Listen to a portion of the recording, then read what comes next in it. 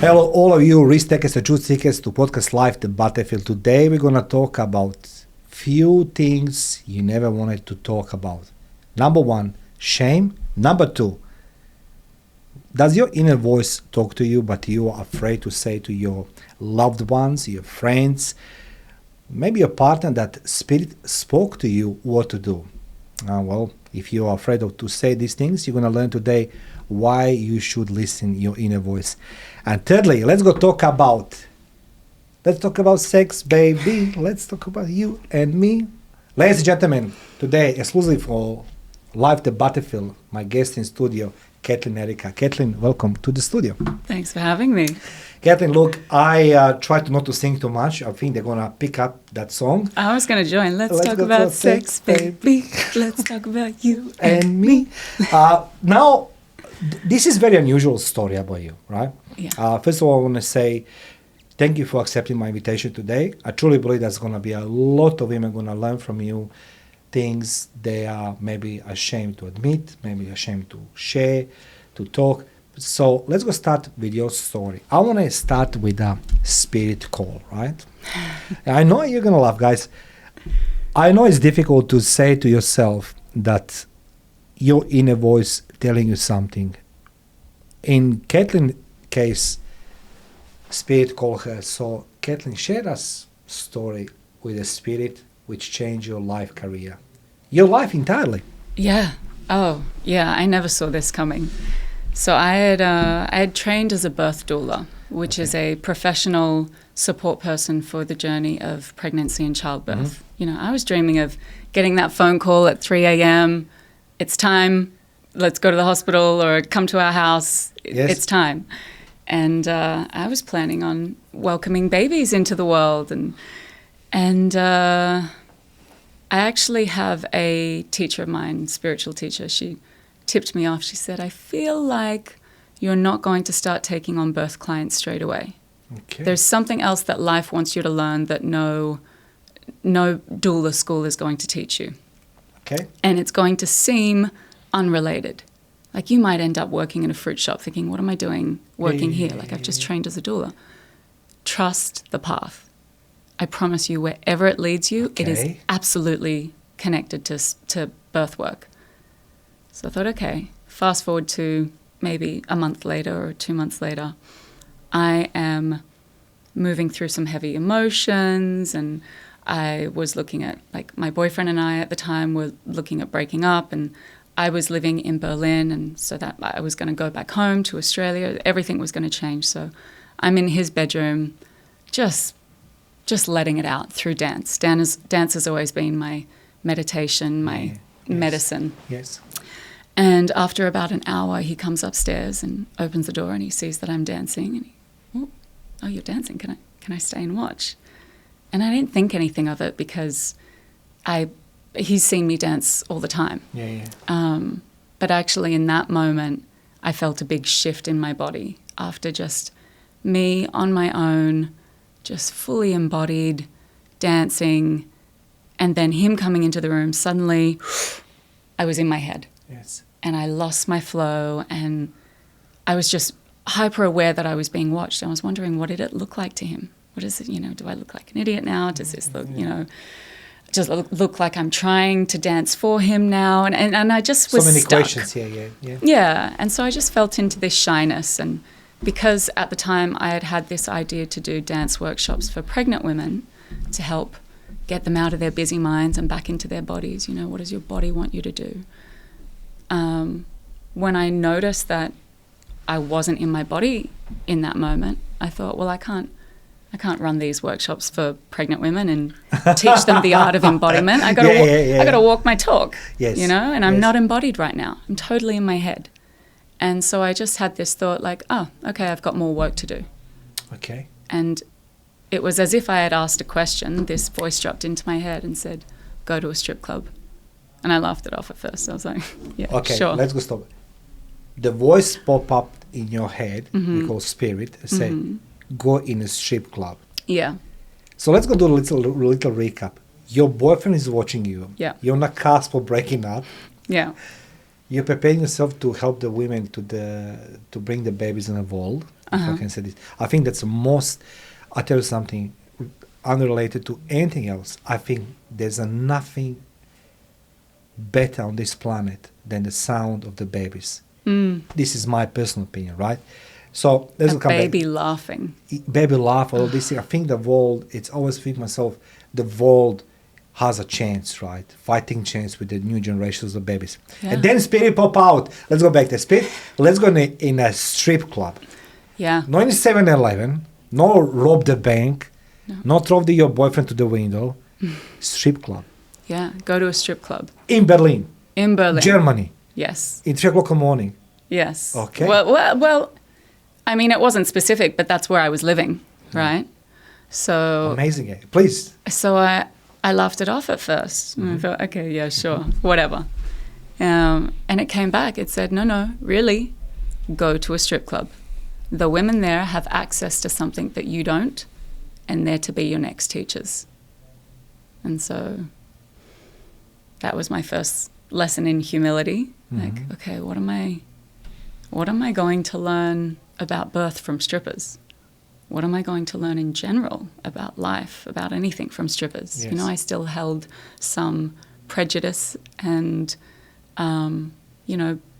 believed the stigma, around strippers and stripping, and had these misinformed ideas that, they don't, maybe they're a little bit lost, or they don't have better options right now, or, it wouldn't necessarily be their first choice, or, all of that. So, I thought, wow, what have these women got that I'm ready to learn about, that I don't have access to, and what might I find? And, I thought back to when my personal, spiritual teacher said that I might be led down an unexpected path in a fruit shop. I thought, well, the strip club's far more exciting than a fruit shop. That's okay. I don't know how the fruit shop works now with the strip club, but it is exciting. It is that adrenaline rush, like it's something new. Yeah, it was like a permission slip. I think it's connected with shame. Yeah. It? Because Absolutely. strip club, it's not. I've been in strip club a few times. I will not lie to you. I was. I have the bachelor as well, so-called bachelor. Bachelor is not for the groom; it's for the guys around you. So they excuses for their wives, like I go with Mari. I'm like, okay, whatever. The fact it is that it is strip club is not something everybody walk inside, and it is a guilt, shame, but adrenaline rush. You know what it is. So much. So did you walk in strip club that night? Not that night. No, Okay, no. okay. No, it took me a couple of weeks to build the courage, Yes. and I was just Thank you, Caitlin. for dancing saying with it. Yeah. Yeah. Could I really do this? Like praying, like, you guys sure? Is this really the way? Like, Yeah. you guys are nuts. And after a few weeks, you walked in. I made a phone call. I found a club that was hiring. They said they were hiring both dancers and someone to work the bar. Okay. And I think that's a way that they just, because I said, I'm interested in the bar job. They said, oh, that's been filled now, but we're still looking for a dancer. I'm still interested. Did I just say that? I'm like, can't believe I'm really doing this. I said, okay, I'm still interested. Can I come in and just take a look at the place or talk to your manager? And they said, yeah, sure. You come in tonight. Then she calls me back. She said, hey, do you want to work tonight? I said, no, I couldn't work tonight. I've never done this before. Oh, it's fine. We all start at ground zero. No, I'd have nothing to wear. Just any lingerie, bikini, anything. I don't have any shoes. Just any pair of stilettos. I don't have a pair of stilettos. What? You don't have a pair of stilettos? No, I'm traveling. I don't. And I could have delivered the babies. I'd be like, I was like, listen, I don't want to trial tonight. Yeah. I just want to come in and see the space. Yes. I just, baby steps. I was terrified of it. As much as yes, there was that sense of excitement that like, wow, have I got permission to go be a stripper? Is this really what's happening right now? But I was also, scared shitless, really. So I want to ask a question. Yeah. takes first courage to sit here where you're sitting. I'll tell you this. I'll tell you something. I have the full right to say this to you. So let me share the first story with you.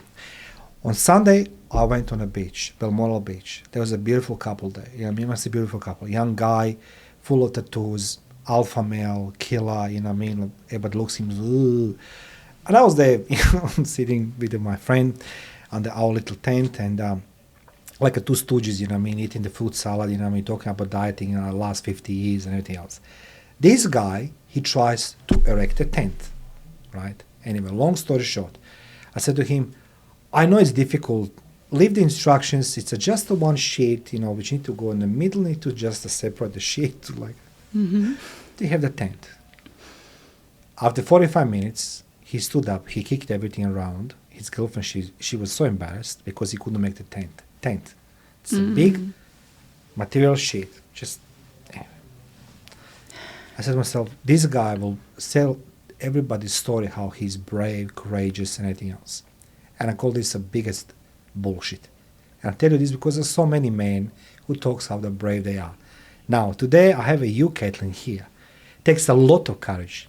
It takes a lot of cojones to say things what you're saying. And for that, I'm admiring you. I've been in war. I saw the guys crying. I was one who's cried as well.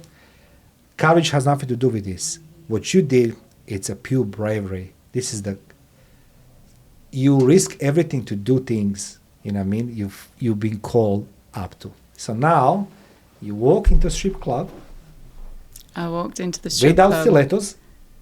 Well, just to check it out first. Okay, yeah, I had nothing. So no work that night, right? Just no work that night. Okay, please. I just have a meeting with management. With the management. Yes. And because I didn't know what the job involved. Yeah. You know, is it just dancing? Is it more? What are the expectations? How does it work? Yes. And you know, I said to the woman, I've never done anything like this, but I'm curious. Yes. And she looked at me like she saw into my soul. She said, of course you're curious, you know? Okay. Like, find me a woman who's honest with herself who isn't curious. Wow. You know? It's like she just understood that, yeah, of course you're curious. She said, you're looking at someone else who was curious once upon a time. And I realized in that moment that I was in a room of women who were hungry to know, who dared to take a big bite of that juicy apple. You know, they lived by different rules. They were curious and they followed that curiosity. And I saw their courage. Yeah. You know, I saw them in a different light. You know, instead of lost, confused women, I saw them as huntresses, you know. I love how you say again, they are what? The huntress. That's the punch. That's the punch when most of people, no, seriously, that's what the people don't want to hear it every day. Because I'm the man. I grew up in total patriarchal society. And your place, Caitlin, it's with the kids, with a big wooden spoon? I didn't want to say that, but I say. Make the meal. That was my father always told me. The woman places in the kitchen with the babies. She doesn't dare to say something. Now you open a new chapter for every woman. Ladies, you are the huntress. Well, she's definitely within you. Yes. So I went away, and it took me some more time to, say yes to the job. I went back for my first trial, and my first night I was shaking. It was like shaking, and I remember I had a scarf, and like thinking, I'm not cold, I'm just nervous.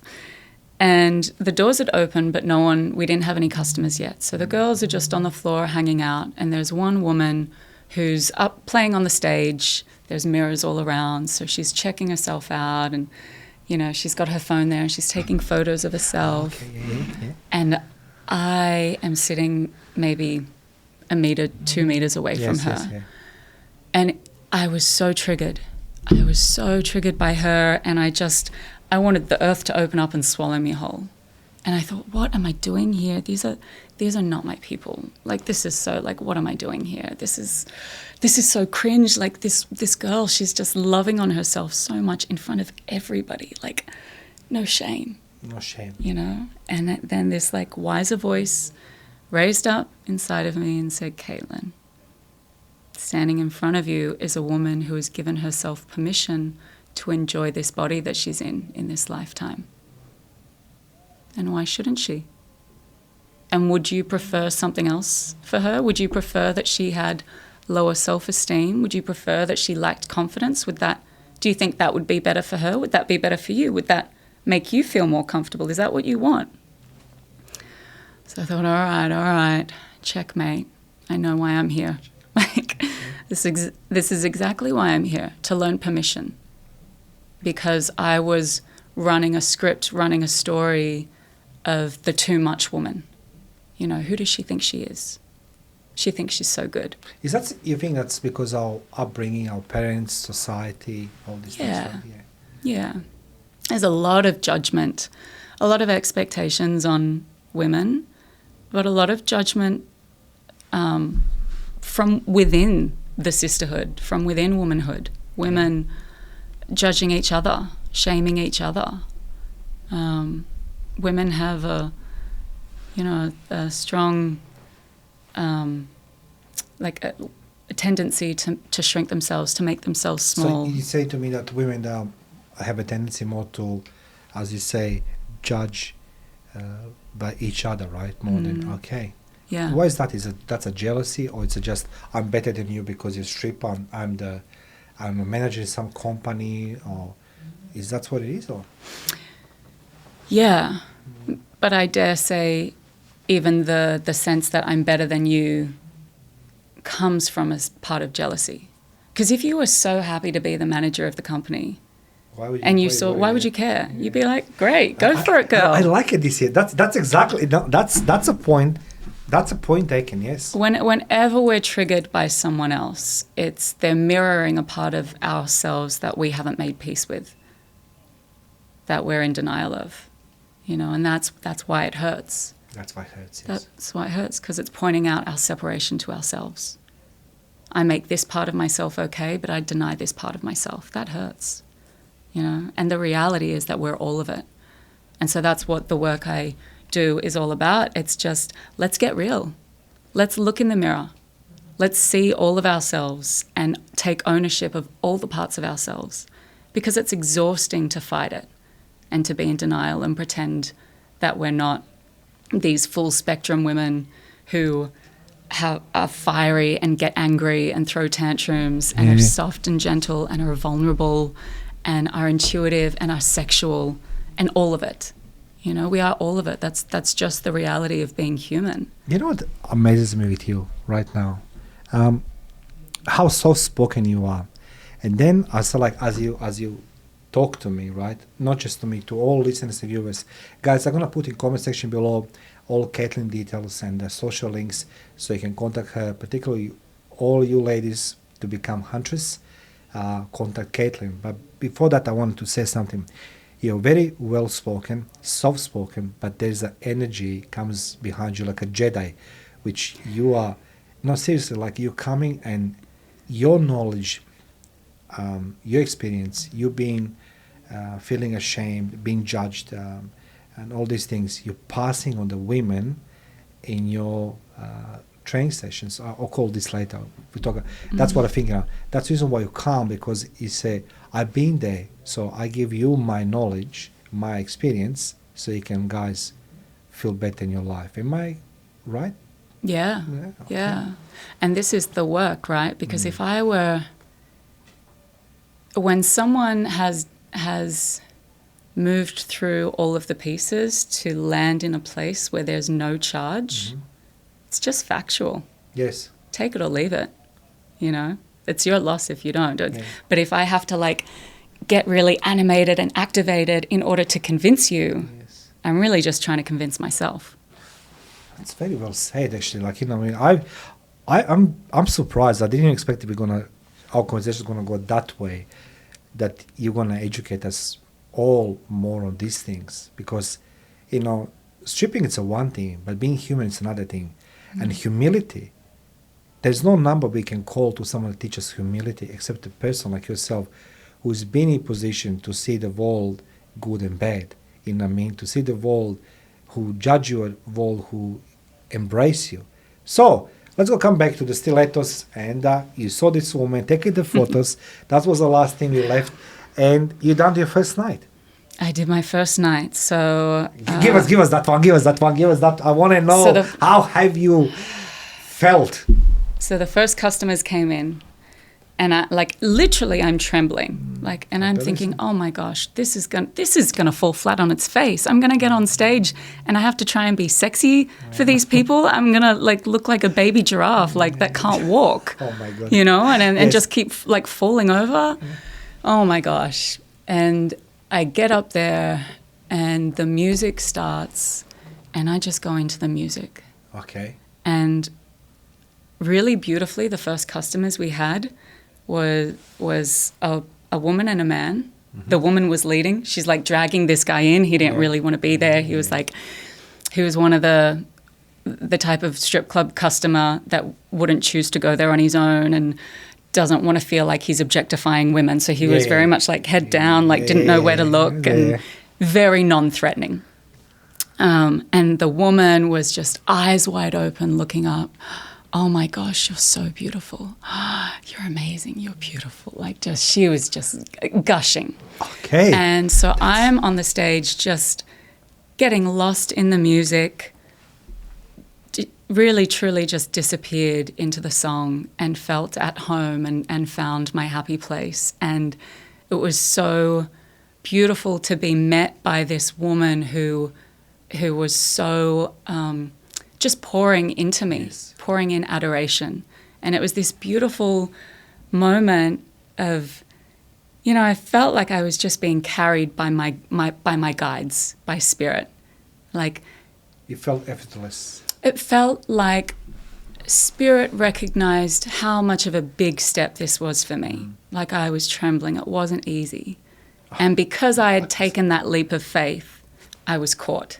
I had the best first customers I could have wished for, because you get all sorts of different people coming into strip clubs. It could have been a very intimidating bucks party, where they're kind of do this, do that.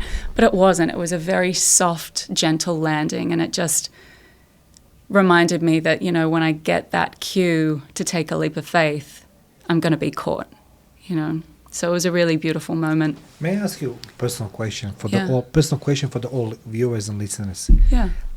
When you talk about leap of faith, would people really, when they decide to do something, really release that tension? Say I'll make a leap of faith, everything's going to be okay? Or they should struggle as they do majority?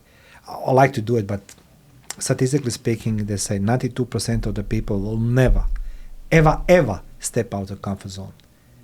Ever. They'll do nothing. They'll judge you. That's not 2% people. 8% of people will step out of comfort zone, but only 2% will ever succeed in their endeavor or reaching their goals.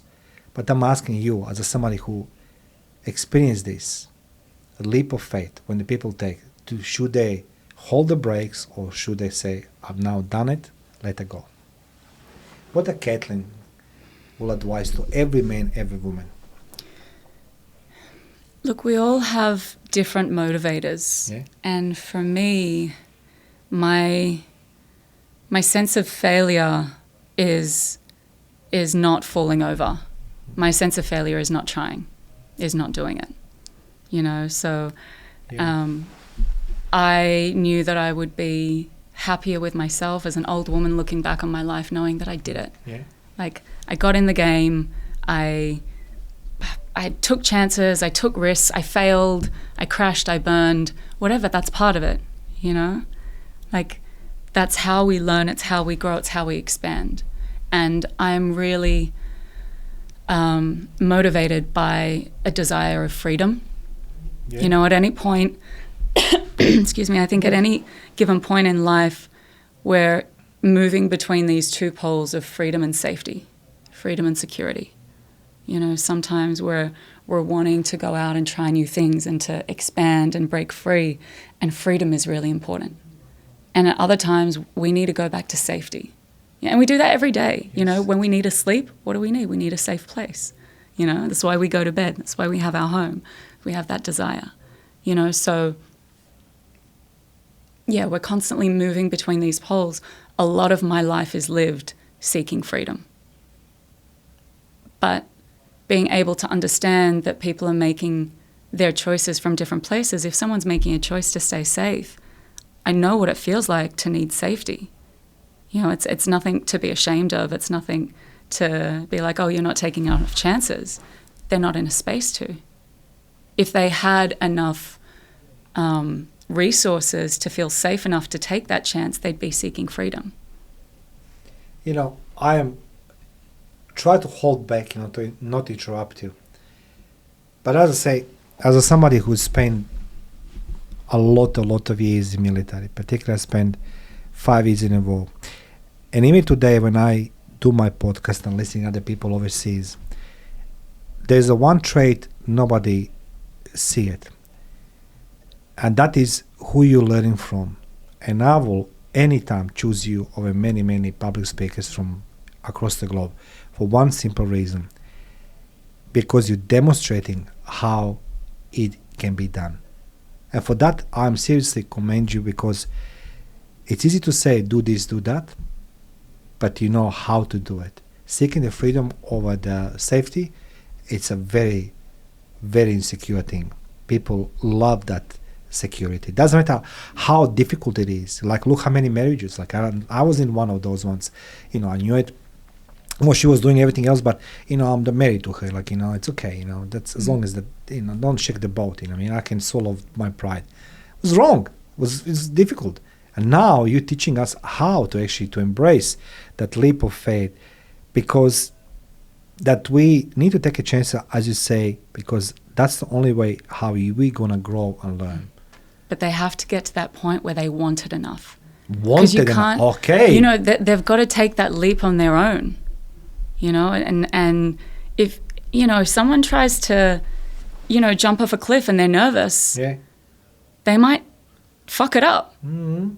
And that can be fatal. You know, it's like, if you're going to make, that is very true. If you're going to make that jump, you gotta have that ammunition. You've got to have that will. You've got to have that desire for it. And you can't force someone to take a leap of faith. You know, it's got to come from them. So you've done it. You've done this. Your first night finished, and did you want more? Yeah. Okay, let's talk now about this thing. Yeah.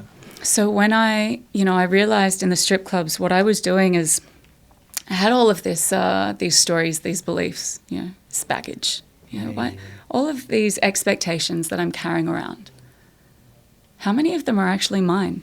How many of them am I just carrying because someone gave them to me?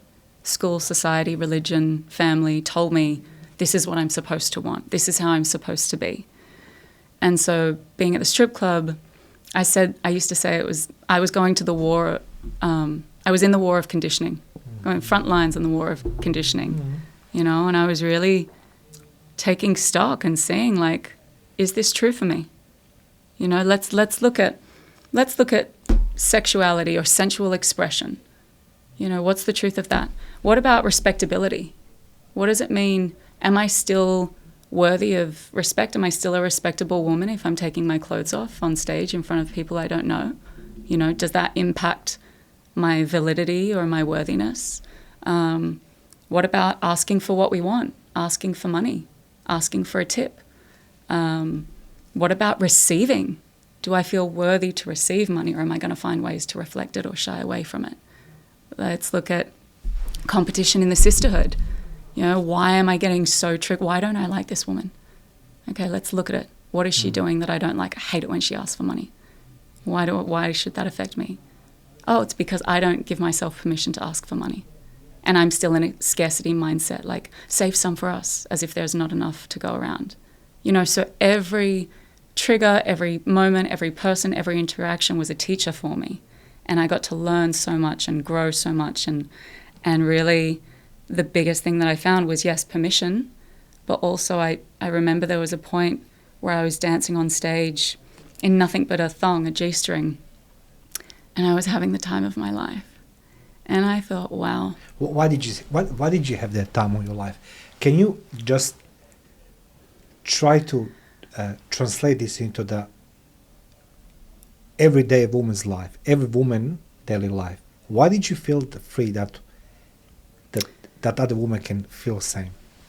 Because dance is my favorite thing to do. It's just my expression. It's the way I. It's my freedom. It's just the storytelling of my body. And dancing with a piece of music. And there I was, like, in a job where I was getting paid to be in my body, paid to dance, paid to feel free, paid to just express, to make art in the moment. And, I thought, here I am doing the very thing, the exact thing that family, school, religion, society tells me not to do. A stripper is a fallen woman. She's confused, she's lost. It's, last choice. Like, it's never a first choice. Here I am doing that thing, having the time of my life. And I'm still the woman that I'm proud to be. I'm still kind, caring, compassionate, funny. Like, I still enjoyed who I was. And that was a pivotal moment where I realized that the very thing that I thought I needed to protect, my purity, yes, I don't need to protect that. Because it's innate. It's who I am. Doesn't matter what I do. How did you deal with that moment when you become the stripper, right? Obviously that, in your life, there were people who are close to you, they knew that you are the stripper. How did you dealt with that? So I didn't tell people immediately. Yeah. I was living in Berlin, so I had a sense of anonymity. Oh, okay, yeah, okay, that's it. So sure. I didn't, my family thought that I was working in a bar initially. And once I realized, okay, this is serious. Like, I have learned so much here. Like, I need to get the word out. Like, how do I get more everyday women to feel this way? How do I get more everyday women to experience this? Yes. So I came to a point where I realized I need to tell my story and I need to start sharing what I know. And if I'm telling my story to the world, then my family are going to find out. So I told my mum that Did you phone her from the Berlin? Yeah, okay. I called her. So I wasn't able to be in the same room with her. And I wasn't telling her that I was currently stripping because I wasn't at the time, because COVID had happened. So yes. It was all during lockdown, but I told her that I had, you tried it. I dabbled in stripping, and that was a big pain point for her. You have to understand, my mother grew up going to church at 6 a.m. every day before school. I know that. I went to church every Sunday. She had a very different lifestyle, and she's got different experiences, different and upbringing, yeah, completely different vantage point. So it was scary for her. Like, that's the devil's work. Like, is her baby going to hell? Like, the lack of safety that she felt. And there were moments where when I would tell friends and I'd see the disappointment or the concern in their eyes, like I had a friend try to get me a different job, and try to save you, right? Yeah, which never feels good. Something my teacher said, it never feels good to be on the receiving end of concern. I think that, I tell you something quickly, I always repeat this in my show, but there was a moment in my life, exactly 10 years ago, when my life becomes very complicated and I start losing everything and anything I knew it, that eventually I need to go to my GP because I was become very ill. I wasn't ill, but I was ill. I started coughing blood, temperature, flu symptoms, all these things. And I remember my doctor says to me, listen, I think something's wrong with your head. Something's there. I said, like, with all these symptoms, he says to me, body is a strange thing, Mario. And he says, I said to him, well, psychologist. He says, no, really. I said, like, psychiatrist. No, really. I said, but you're my doctor. Who I need to see it? He said, I like to you see somebody who does the black magic removals and spiritual things. I said, like, come on, man. You know what I mean? Black magic. You're telling me, like, I'll leave the wars. And I met this lovely lady. Her name is Sabrina. I even still see her today, 10 years later. And she's quite spiritual, and she does all this healing, hands-on healing and all these things. And I can relate what you're saying, because people will judge us, right? You know what I mean? But you say something very important. other people beliefs becoming our burden. We live in that lives of other norms become our own ones. So it took me time as well. Now it's like I try to understand, is this is real now what you're saying? Because it's like I can see my life without stripping and all these things, of course. But your mom, she embraced that, obviously, right? Well, it not immediately. No, it was a journey to get there. So the reason that, you know, it never feels good to be on the receiving end of concern is because often, you know, we perceive that concern as, you know, what we hear if someone says, I'm worried about you. Yeah. What we hear is, you're doing it wrong. You know, it feels like we're failing in the eyes of the person that's concerned about us. And that never feels good. But what I learned in the strip club was the truth of projections, right? So we can, you know, you can read a book and understand that, like, whatever I say to you is my projection. It's got nothing to do with you. But to actually embody that and really, really understand that as truth, we need to experience it physically. You know, we need to embody it. Otherwise, it's just theory. You can't learn to ride a bike by reading a book. You've got to live it. As I say, that's what you had that hallmark. Will I always choose you to teach me something because you can demonstrate how. Yeah. That's what you're saying right now. That's what you're doing. Yeah. You should be proud of yourself, Caitlin. I'm serious. I'm telling you this honestly. This is what most of people fail in life, because being the theorist and doing your hypothesis, you know what I mean, or whatever it is, it doesn't work. It doesn't. Your thing works. You've got to do. You know, we learn to ride the bike from falling off it. That's something my first love told me. I hired a moped in Thailand. He's like, "What are you doing?" I was like, "No, everybody does it." He's like, "You shouldn't do it. Have you ever had an accident?" I said, "No." He said, "Then you don't know how to ride. You learn to ride the bike by falling off it. Are you willing to have an accident?" And I thought, no, I don't want any scars on my legs. That's my and it happened opposite. So I didn't ride it, you know, but it was profound. I thought, oh my gosh, you're right. We learn to ride by falling off the bike. That's how we learn about inertia. That's how we learn about, you know, center of gravity and balance and momentum. You know, it's like you have to live these things. Yes. Go, okay, that makes sense now. Yes. Now I got it. So in the strip clubs, I really got to learn about projections, because there's nothing to teach you the nature of projections like taking your clothes off on stage in a room full of people that are all there for different reasons. Yes. Some people don't want to be there. They're just there with their friends. Other people want to be there. I'd be up on stage dancing in my lingerie or in my knickers. Someone would be looking up at me in awe, fascination, telling me how powerful I am. Wow, you're amazing. Thank you so much. And then someone right next to them barely look at me, or they're looking at me with like, you know, like pity. Okay. You know, and they're probably spinning some story. I wonder what's happened to this poor girl and what daddy issues she has for her to end up here. You know, and I'd be like, wow, you both are watching the exact same dance and you're having completely different experiences. It's got nothing to do with me. I'm a blank canvas here, and you're projecting your beliefs, your story, based on what you've lived and experienced yourself. It doesn't belong to me. And so you get really good. I got really good at learning what does and doesn't belong to me. And you just let stuff roll over you. And you're like, that's your story. That's not mine. So when I had to move through telling people that I was being a stripper, I'd have moments of believing their projections where I'd be like, oh, that hurt. And then other moments of recognizing, actually, that's not true for me. You know, and that was one of the best lessons I ever learned from the strip club. But I think also it was important for me as a privileged, white, well-educated, resourced woman to experience being on the other end of, on the receiving end of prejudice. You're very humble.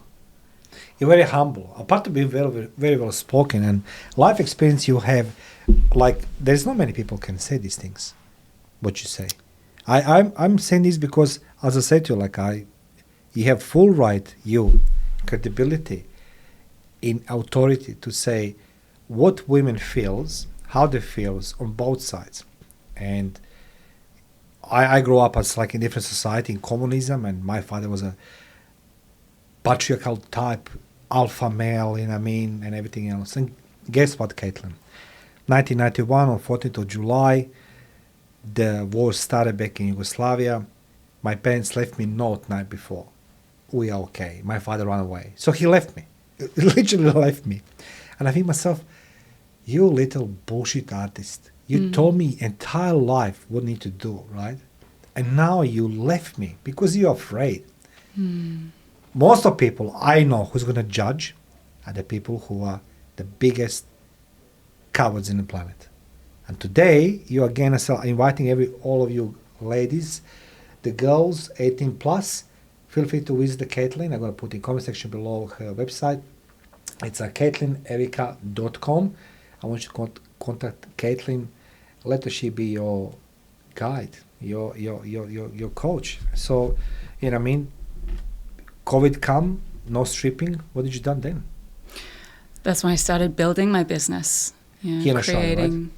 I was stuck overseas for a little bit before I could get a flight home, and then I came back, and I was in a period of learning how to be a businesswoman, like learning how to be a coach, putting together my course, putting together my program. I was wanting to build a program to help women reclaim their femininity. I wasn't even thinking about stripping. It was just, how do we put the feminine back where she belongs, in a place where she is revered, respected, and like deeply appreciated and honored, and like not just the feminine characteristics and traits that so many women have learned to deny, like myself, I learned to deny and suppress that. But the female body, the female body where such, so much of the narrative is that the female body is cursed, needs to be fixed, medicated, protected. I never heard that one, but that's good. That's a real. I'm learning as well now. Like most women, as young girls going through puberty, they get their first bleed, and the story is that it's gross, it's embarrassing, it's shameful. It's like, hey, this is part of. This is what makes you a woman. Exactly. This should be like a beautiful rite of passage. All women should be initiated into that to understand that what you're stepping into is powerful, not shameful. But it starts there, and it filters through, and slowly, with every micro moment, women learn to distrust their bodies. Yeah. They learn that it's unsafe to be in their bodies. And we've had we've had good reason to feel unsafe in our bodies in this world. Yes, I don't know any women that haven't experienced some level of abuse. And so, it's really delicate work doing this reclamation of ourselves and coming into ownership and trust and safety and sovereignty in our bodies. But really the work that I do is in helping women to release shame. So what's the work you're doing, okay? Because,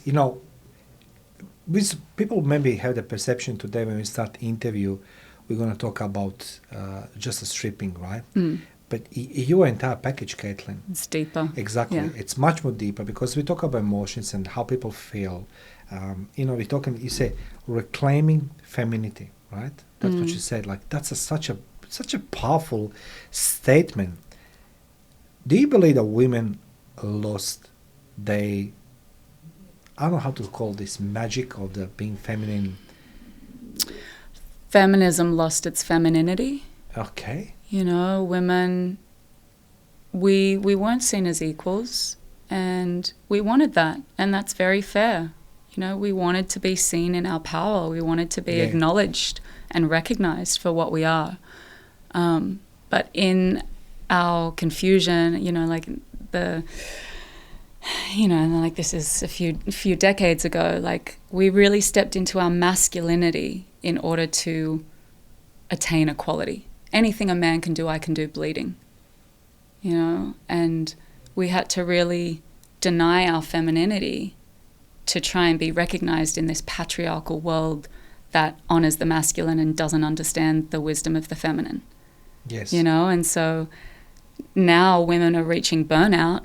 We're Yes. exhausted, we're fried, we're, you know, there's so many issues with fertility and whatnot, and it's like we're disconnected from our bodies, and we're realizing, like, I'm done. No, I want a society that recognizes that I can't keep up to the 9-to-5 work week like men do, because I have a 30-day hormonal cycle, Yes. you know, 28, 32 roughly day hormonal cycle, and I need time off for my bleed. I want to listen to my body when she's asking for rest. I want to take naps and not feel like I'm being lazy. And so there's this slow, like, desire to go back to our softness, to go back to our intuition, you know, like all of these aspects of, like, the riches, the wisdom of femininity have been flipped so that we ourselves deny them. You know, if a woman is intuitive, she's woo-woo. She's got her head in the clouds. If she's so intuitive and embodied that she listens to her body when her body says, you can't do this. I don't care that you put it in your diary. You can't do it. You need to rest. Then she's flaky. She's unreliable because she doesn't stick to her schedule, because she lives in the moment. If she dares to embrace her sexuality, she's a slut. You know, it's like, if she's soft, then she's weak. So there's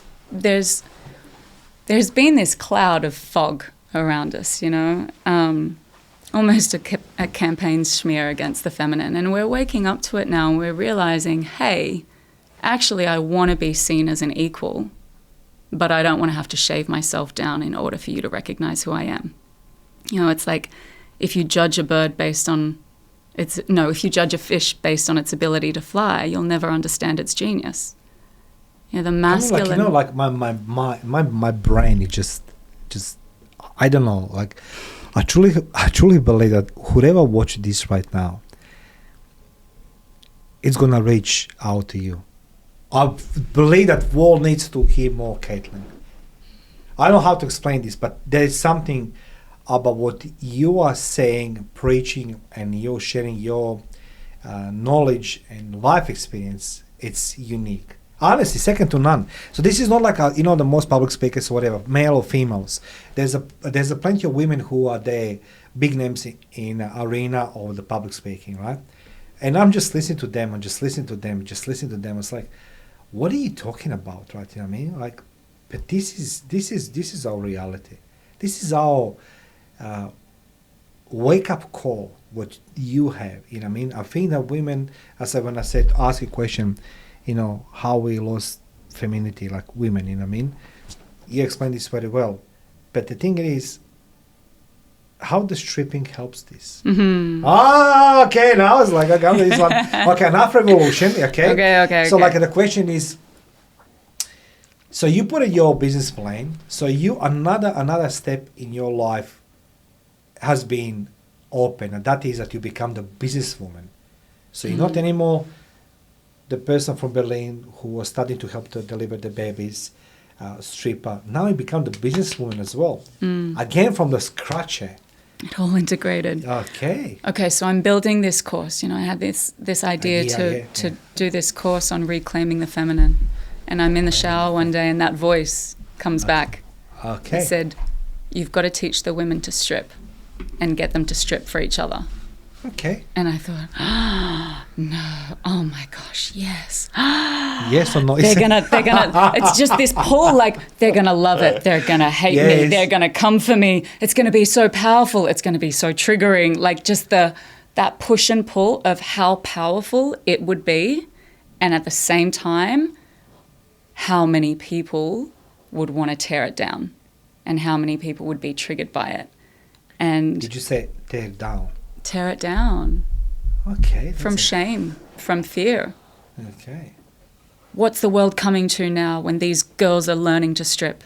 What's the fear of a woman being fully expressed? Because there is shadow aspects. There is, it could be done in a way that's not deeply embodied. It could be done in a way that's not really of the best service for the woman. But there's definitely, absolutely a way that it can be done where it is liberating and profoundly deep and anchoring. And it's actually nothing new. It's an ancient remembering. Can I just share with you some stories that most of the leaders to the history, and the wars has been fought and led by women. You know, there's a recent movie comes out, Napoleon Bonaparte, with Josephine. Josephine, she was, she loved to be everywhere, but she actually manipulated Napoleon with her feminine side. I'm not sure, do you know the story about Cleopatra, which everybody now adore Cleopatra, but Cleopatra, he was being wrapped into the carpet by the Greek merchant that he brought to the Caesar. She asked that Greek merchant to wrap her in a carpet and bring it to Julius Caesar. So she seduced Julius Caesar, and then Mark Antony afterwards. Now, Eva Braun, she was a mistress of Adolf Hitler. She was an actress. Right? She was liberating. He was against everything, but yet he was there. Now, there's the one American president, which wife was very, very big alcoholic, and she was very open. So what I try to say to you, history is full of the women who actually liberated the world by being courageous enough to be different like yourself. So I don't understand people who want to tear down that's what you're doing. And what's happened? Did you advertise this or not? Yes, so now I have an 8-week program called Strip Her, where I teach women to strip. Yes. And it's not just about I'm not teaching them to do a sexy dance routine. I'm teaching them to strip away the conditioning, the shame, all of the stories that keep them small. Okay. So it's a metaphor, and it's very deep work. And why do we use stripping? Because most women can relate to being scared of owning their sexuality because of a history of sexual abuse, because of societal expectations, because of how much charge is in a woman's sexuality. And so if a woman can own her sexuality, there's not much else that she can't own, and it's like, this is just, again, it's about us reclaiming all of ourselves, the truth of ourselves. Yes, I'm a woman who gets angry. Yes, I'm a woman who likes to fuck. Yes, I'm a woman who likes to feel good and experience pleasure. Like, this is just the truth of being in a body. And the more I try to deny these parts or suppress these parts of me, they just seep out in shadow. It's like if you're in a relationship and you've got, something on your mind, or there's something, there's a tension. Yes. It's like you're walking around with an emotional grenade that's going to detonate in a time and place when you don't want it to, unless you find a way to sit with it, look at it in the mirror, look at yourself in the mirror, and actually work through it at a conscious level instead of just suppressing it to the unconscious, because then it's going to be dangerous. So when the woman stop being attracted to the man in a relationship or marriage? When do women stop being attractive to men? Yes. That's a question for the man. No, I'm asking you as a woman. Why do women stop looking after themselves when in a relationship or in a marriage? Oh, hang on. What? No, this is a different question. No, it's the same question. Why? Okay, ask you. I'll rephrase this question. Okay. Why do women stop being them in a relationship? Why they stop wearing high heels, lingerie, what they done in the beginning of a relationship? Is there any reason why with a woman, this because the man doesn't give a care anymore for them, or they now feel safe in that relationship? All women, all relationships are different. Not all women wear high heels to begin with. But if we're speaking about the courting stage has a certain energy and expression, and then throughout the relationship it changes, and it might be perceived that the woman is putting in less effort. She might be feeling comfortable. She might be in a lull. She might be feeling like, why should I put in all of this effort if she's not feeling like it's being met? But I dare say You know, like the huntress comes out when we're looking for something. Okay. But then that's once my question I want to lead. When the it's woman there, we're participating again in a patriarchal society where we don't value a woman stepping into her muse. Like You mean the man doesn't value, right? the society isn't set up for it. Okay. You know, if like both people need to work. So she's got to go out. She's in hustle mode. She's in her masculine.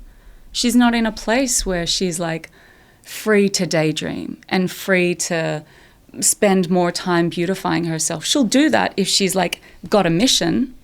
But once she's relaxed, she's like, I'm just trying to survive here in this world that is asking so damn much of me. You know, I want to share something with you. My experience, my father actually you're going to laugh now. My father told my mother, why did you put the red nail polish? Mm-hmm. And we talk, let's say 70s or 80s, right? I was a kid. My mom, she had a red dress, and my father said to her, like, you look like a slut, like a whore. Mm-hmm. And my mom says, like, I just want to look as a woman. And he told her, take this down, only whores wearing the red. Mm-hmm. Today red is a normal, right? You know what I mean? But yet my father was going to strip club because he was working overseas, right, in Germany. Anyway, so The Madonna whore complex. yeah, I don't know why. I said to myself, like, so that only sluts wear the red, right? You know what I mean? That was my perception, not just me, like every kid in neighborhood. So that's why we admire the women with the red nail polish, because everyone's like, we talk about red nail polish, you don't talk about lingerie, right? Yeah. So can you imagine teenagers, like, you're all holding, it's like, oh my God, red nail polish. So I think it's still repeating today, not that you're being labeled as a whore or slut because you wear the red or whatever it is. But let's just say it's coming Valentine's Day. Mm-hmm. Now, I want to ask you something, because this is going to be encore before Valentine's Day. I want every woman be empowered by you for Valentine's Day. I want you to be empowered, ladies, by Caitlin here before Valentine's Day. Let's go reclaim femininity. Listen, I even have trouble with that one. Yeah, so that's what's like. So comes Valentine's Day right now. Mm-hmm. Now it's going to be a lot of buying lingerie, crap, and everything else, right? Mm-hmm. How much lingerie it's actually affecting a relationship in a positive or negative way, or it's a setting up the new benchmark or the practice, woman needs to wear the lingerie, or is it just for the Valentine's Day? What's your perception of Valentine's Day and lingerie? It depends. Okay, we live in a physical world. Yes. We like things. We like nice things. Of course Makes we us do. feel good. Yes, That's why we do it, yes, we right? do. That's correct. If a woman puts on lingerie and it gets her in the mood and she's feeling good and it activates the energy inside of her, then yes, use that as a tool.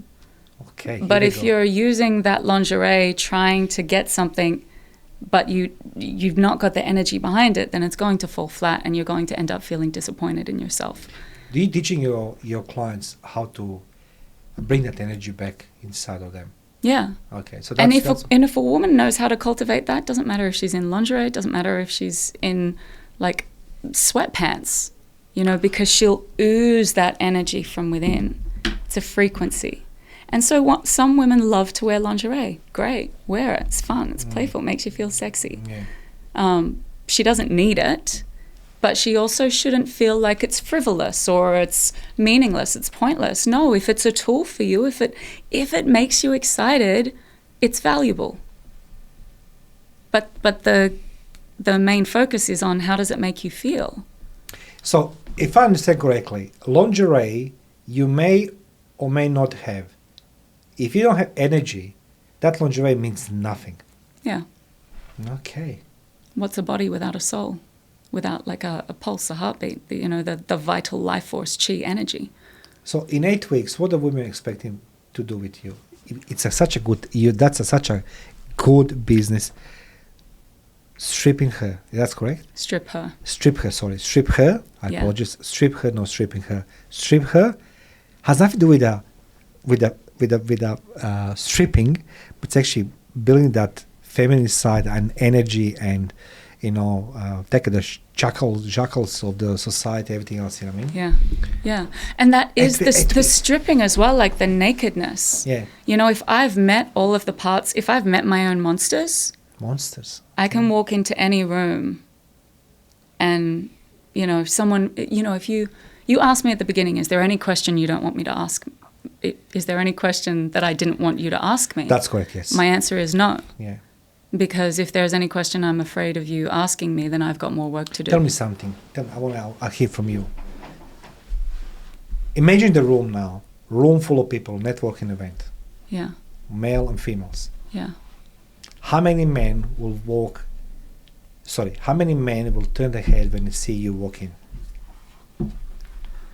It depends if I've got my energy activated. Okay, that's what it is. Isn't that's my question, next question was, I've been in many networking events, I've been in many places, but there's a particular type of women always attract the attention. It's not just the physical look and the dress, but there's that, like they bring the gravity with them. Yeah. Is that what you give to women? That gravity to bring with them. That's my essence of the question is like, when they come to you, they're going to learn to like, when I walk in that room, I'm going to be like a Caitlin. I'm going to learn how to walk, bring my energy with me, gravity, and I'm going to be kryptonite to everybody in that room. Yeah. She's going to have her own gravitational pull because she's so centered within herself. She's not trying to escape. Okay. Her body's not out there. She's here. She's present. And she's slow and she's intentional. She's not trying to rush through anything. She's not trying to be on anyone else's timeline. She's true to herself.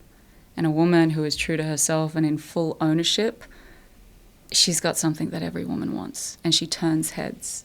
And she's in ownership of her power, her body, her sensuality. So yes, we do the sexy dancing. We get dressed up in the lingerie. We have that fun as well. We give ourselves permission. But it's much deeper. Like if you want to feel, if you just want to have a couple of sexy, nights feeling a bit sexy, you can like do a heels class. You can like learn some choreography. But if you want like deep transformational shift and really owning yourself wholly and your sensuality and to move differently, to have a different sex life, to move differently in your business life, to show up differently in the boardroom. Like this work affects every aspect of your life. And so it's an 8-week journey of moving through those layers, releasing that shame, coming into greater permission, coming into greater celebration and ownership of all of your like beautiful feminine riches. And it's wild, and most of the women who have done it go so far as to say it's life-changing. How much I'm enjoying listening to you. Like I just love how you're doing your body language with your hands, explaining this calmly, peacefully.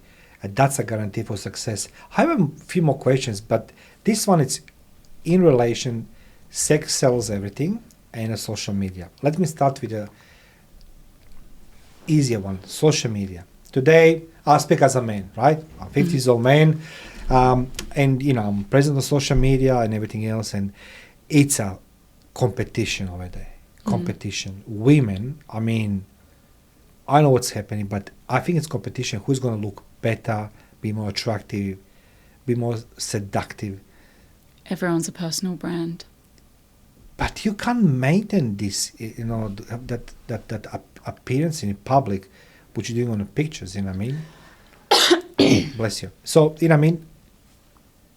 What women doing wrong you're seeing on social media? Because it's like everybody try to portray themselves as a goddess of the sex, soft-born success. I'm never going to talk about what a woman's doing wrong. Okay. What a woman's doing right on the internet?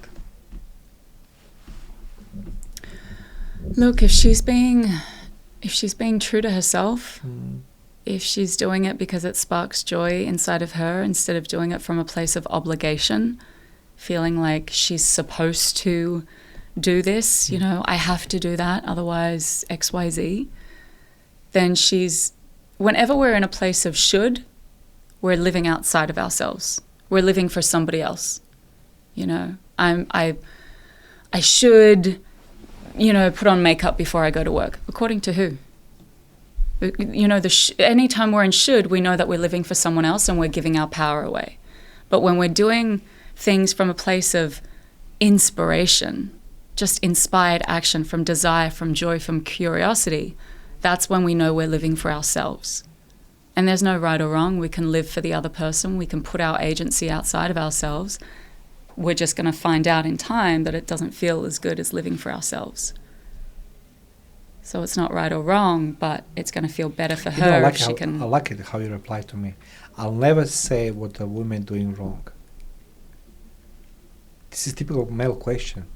You know what I mean? That's what I like it about you. You see, you take a strong stance in protecting who you are. You see, this interview today, it shows how strong you are. No weak person, that's strong. It's easy to be the strong in the paper, but in reality it takes a lot of hard work, as you did. So I'm inviting you guys, strip her 8 weeks with the Caitlin. You're going to learn not just how to wear the stilettos or lingerie, which you can, but to become feminine again and become the woman as you are. And as a Caitlin says, the moment you say should, you are living for somebody else. We need to live in a space of our own inspiration. And that's, I think every man should listen as well. Because even man says, I should do this, I should do that. Yeah. I'm the one, you know, I mean, I have many times doubts and I say, I should do this, I should do that, you know, like, and then I say, well, I'm doing this. Because when I started my podcast 12 months ago, I was being told, do not do this because you're going to embarrass yourself, your son. And I said, why would I embarrass anybody? Because English is my 5th language. So like, you know, I said like, look, thank God there's always subtitles, you know, so you can do this in subtitling. But most of the people told me don't do it. And I didn't took advice because I felt there's a reason why I need to do this. And today I have a privilege, truly privilege, interviewing you, Caitlin. And I mean, even our professional stalker guys, you who know me, through my other business, Insta Intelligence Group, I chased Caitlin to the friend of mine, Sasha, and, you know, asked her to join us today. But today it's not just about women, about you guys as well. You can learn a lot from Caitlin. You can't strip yourself, but you can learn. So how the people can find you, the women find you, and I mean, what they can expect, Caitlin? Because that was my second question was, sex sells all, yet you can't use sex to sell empowerment. Yeah, like that doesn't make a sense, you know what I mean? But that's okay. I mean, so okay. So you can find me on my website, via my website, CaitlinErica.com, CaitlinErica. My Instagram handle is @CaitlinErica. And they're really the main channels. There's a separate Instagram handle for Strip Her events if you're specifically wanting to take a look at that. Strip Her is a program that I run both in person in Australia and also online. So no matter where you are in the world, you can access it. I do also run some smaller events in Sydney or in Australia that are like a one-night event. So I have something called Strip Her the Pop-Up, which is like a pop-up strip club, but for women only, where the guests are the dancers. So the stage is open for all. Okay. Women come wearing whatever makes them feel sexy and excited, and each woman can take her turn if she pleases. There's no expectation. She can take her turn in the spotlight, being celebrated by a sea of supportive women, all there for the same reason. I have like stripper dollars that have words of affirmation, like powerful, really magnetic, and we praise each other, and it's a really celebratory, beautiful event where women have a safe space to express this side of ourselves that we all have, but we don't necessarily feel safe to share. And it's in a setting where nobody wants anything from us. So it's just like being celebrated for your own expression without it being any kind of transactional. So it's a really special event as well. And the online or the 8-week course, there's no photos, so I can't really show you what goes on inside of that. What happens in there stays in there. Exactly, that's not what is business. But the pop-up event, I have some photos of some of them, and you can see that in the pop-up in the Instagram is strip.her.events. Last but not least question. You are assisting all these women to become women again, in the shortest terms, right? Become the woman again. Feminine again. Feminine or to again. own, to own their womanhood. Oh, no. How do you stay sane? What are you doing? Do you stay sane? Because you can hear a lot of stories. Today interviewed by me, Mario Bekes, right? I'm the man. Look, I believe in two sexes, so like I'm the man as I'm the man. But how do you stay sane, happy, healthy, wise? You waking up every morning, 3 o'clock in the morning, you're running 10 kilometers. No. You're chasing the chicken in the backyard, having the breakfast. I get on my rug and I go to church. And that is my practice of turning on music and just getting into my body. That's my prayer. That's my moment of reverence. That's my ritual. That's my modern day. That's my church. My personal church is turning on music and getting on the rug and just rolling around and stretching and being in my body and dancing. And I also allow myself to crack open a lot all the time and throw tantrums.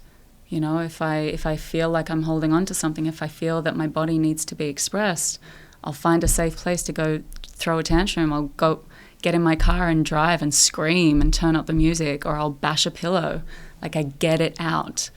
And when there's a time to just be in bed and do nothing, and to just like be in a winter, be in a death, be in a period of decay, I honor the cycles and the seasons of life. One more question before we go. I want to ask you something very emotional question. You helping a lot of women, and no ever come to you with a big smile on the face. And I truly believe after a few minutes talking to you and you explaining what you do and how you do, the people open to, when I say people, women, open themselves to you.